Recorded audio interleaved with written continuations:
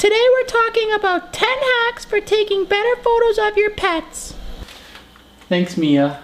I'll take it from here. Roll that intro.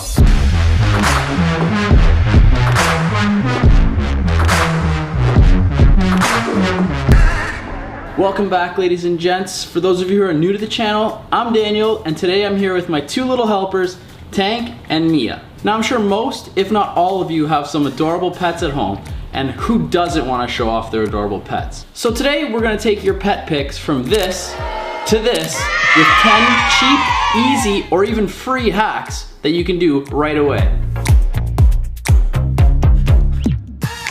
Alright, tip number one is to use treats. Now this might seem like common sense or might seem pretty straightforward, but let's be honest. Cats and dogs have zero attention span, and last time I checked, they don't speak English, so anything you're saying to them, they're probably not going to listen to. Use the treats to your advantage. Use it to get their attention and keep their attention. You'll be happy with the pictures, they'll be happy because they're getting a constant supply of treats.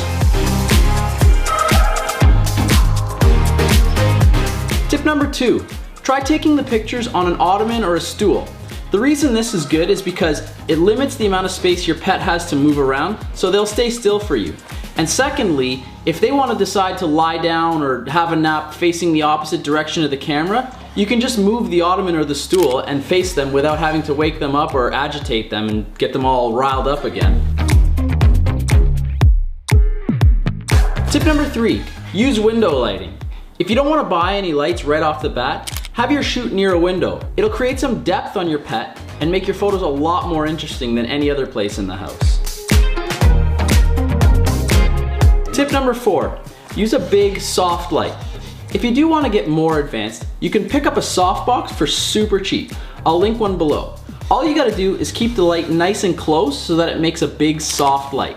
And for a situation like this, you want to have a constant light, something that's always on, as opposed to a flash. A flash over time is going to start to hurt your pet's eyes, and that'll be reflected in the pictures. They'll look more tired and worn out. Tip number five, use a ring light. A ring light is something you could pick up also for really cheap, and I mean, keep in mind you don't have to use these lights only for taking pictures of dogs. But ring lights are really cool because you can shoot through the light and it creates a wicked reflection in your pet's eyes, like a nice ring. Which brings us to our next tip.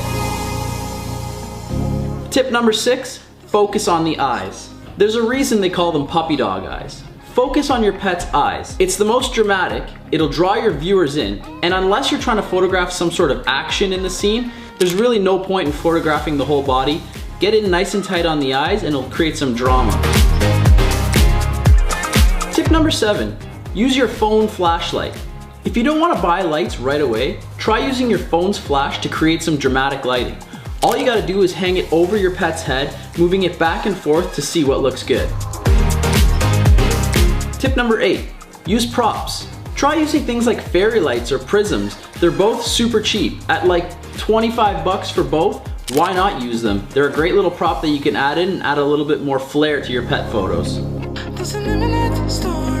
Tip number nine, change your perspective up. We're so used to seeing our pets from the same point of view. Change up the perspective. Get nice and low, get nice and close. People are naturally drawn to photos that feature something that they're not used to seeing. So get nice and close and change up that perspective. And tip number 10, get creative. Try new and exciting, unique shots. This one's one of my favorites.